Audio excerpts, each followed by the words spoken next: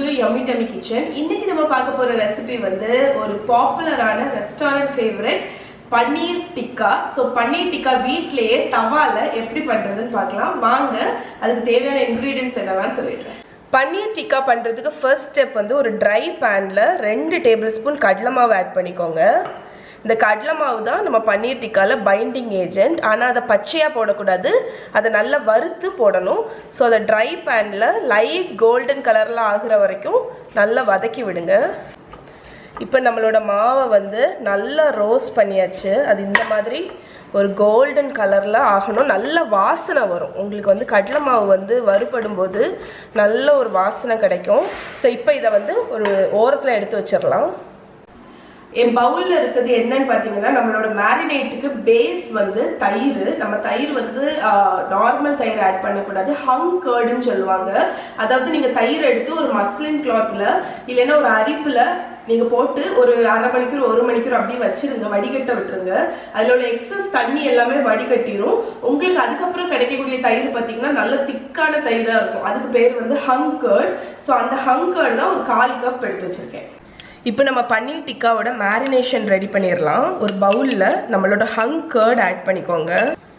2 teaspoon ஜீரக பொடி, 1 table spoon Kashmiri chilli powder, தேவைக்கு தக்கன உப்பு, அதுக்கப்புறம் பிளாக் பெப்பர் பவுடர், 2 டீஸ்பூன் இஞ்சி பூண்டு paste, 1/2 teaspoon chaat masala powder, 1 table spoon அளவுக்கு எலுமிச்சைப்பழ ஜூஸ், 1 டீஸ்பூன் கசூரி மேத்தி. அதை நல்ல கையில் இந்த மாதிரி க்ரஷ் பண்ணி ஆட் பண்ணிக்கோங்க. அப்போ அந்த ஃப்ளேவர் வந்து நல்லா வெளியே வரும்.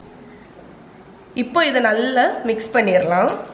இதில் இப்போ நம்ம ஆட் பண்ண போகிற ஃபைனல் இன்க்ரீடியண்ட் வந்து நம்ம டோஸ்ட் பண்ணி வச்சுருக்கிற கடலை மாவு ஆட் பண்ணிவிட்டு இதை நல்லா மிக்ஸ் பண்ணிடுங்க.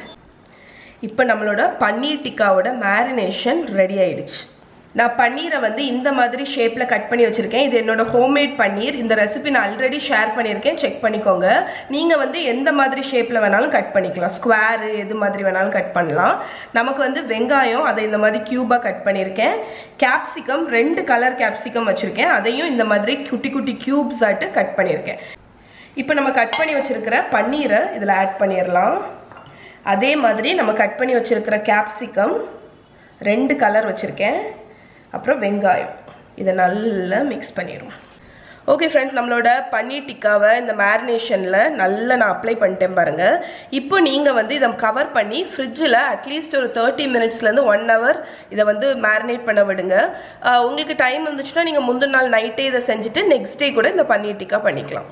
நம்மளோட பன்னீர் டிக்கா 30 மினிட்ஸ் மேரினேட் ஆகிடுச்சு. இதில் வந்து நான் வந்து இந்த பேம்பூ ஸ்கியூவர்ஸ் வந்து கடையில் கிடைக்கும். உங்ககிட்ட இந்த மாதிரி இல்லைன்னா மெட்டலில் கூட இருக்கும், அது கூட நீங்கள் யூஸ் பண்ணிக்கலாம்.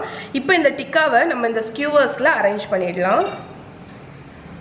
வந்து நம்ம வந்து கேப்சிகம் வச்சுருக்கோம்ல, இந்த கேப்சிகம்மை இந்த ஸ்கியூவரில் உள்ளே விட்டுடலாம்.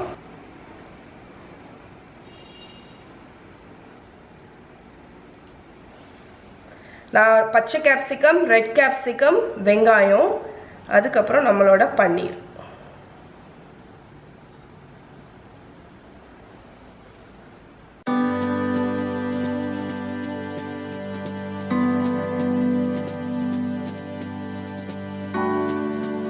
நம்மளோட பன்னீர் டிக்கா அரேஞ்ச் பண்ணியாச்சு.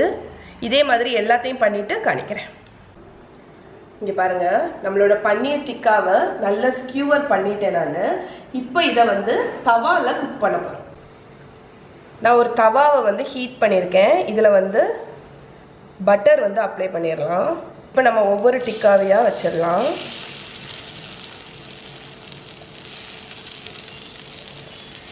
இந்த மாதிரி ஒரு ஃப்ளாட் பேனில் குக் பண்ணுங்கள்.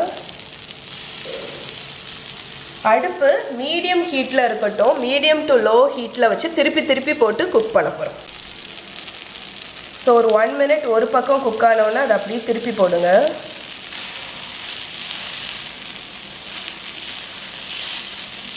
லோ ஃப்ளேமில் வச்சு எல்லா பக்கமும் திருப்பி போட்டு குக் பண்ணுங்கள். இலக்கி கொடுத்து அதுக்கப்புறம் இந்த சைட்லலாம் பட்டர் ஏதாவது இருந்துச்சுன்னா அதை வச்சு இந்த பன்னீர் டிக்கா மேலே அப்படியே பேஸ்ட் பண்ணி விடுங்க.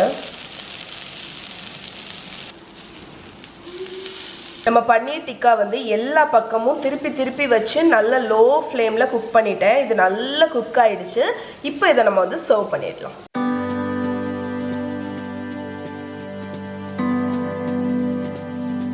ஹாட் ஆட்டி எடுத்த உடனே மேலே வந்து கொஞ்சம் சாட் மசாலாவை வந்து தூவி விடுங்க. அது வந்து ஒரு நல்ல ஃப்ளேவர் கொடுக்கும் அண்ட் டேஸ்ட் உங்களுக்கு.